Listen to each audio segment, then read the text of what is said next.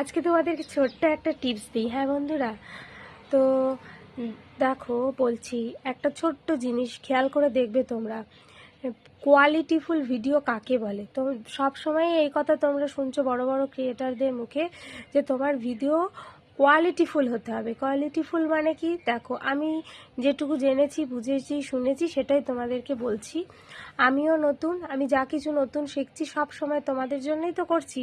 তো ভিডিওটা অবশ্যই সম্পূর্ণ দেখে কমেন্ট করো, সম্পূর্ণ দেখে, ক্যাপশন দেখে, ভিডিও সম্পর্কিত ক্যাপশন সম্পর্কিত কমেন্ট করো। তাহলে যে ভিডিওটা বানালো এত কষ্ট করে তারও ভালো লাগবে যে না, তোমরা সম্পূর্ণ ভিডিওটা দেখে কমেন্ট করেছো। তাহলে তোমার প্রতি একটা আলাদা আগ্রহ তার হবে।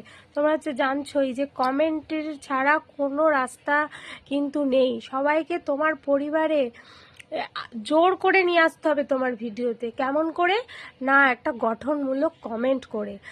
আর কোয়ালিটিফুলের আর একটাও মানে আছে, এই যে ভগবান যেটা দিয়েছে তোমাকে, এক তো হচ্ছে ফেস, তোমার কথা বলার ভঙ্গি সব কিছুই রয়েছে।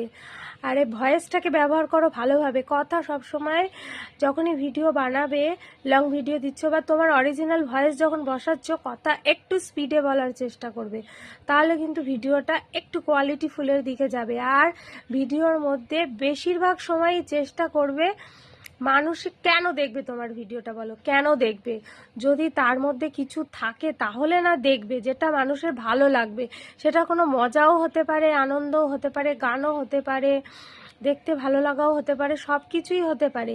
আর সব থেকে গুরুত্বপূর্ণ যেটা হলো, দেখতে ভালো হওয়াটা কোনো ম্যাটারই যেখানে করে না। এমনও নয় যে তোমার ব্যাকগ্রাউন্ডটাই সবসময় ভালো হতে হবে। দেখো, আমি একটা দুটো বাচ্চা আমার, তো যাই হোক, সব সময় আমি সেজে গুজে ভালো ব্যাকগ্রাউন্ড নিয়ে ভিডিও করতে পারি না।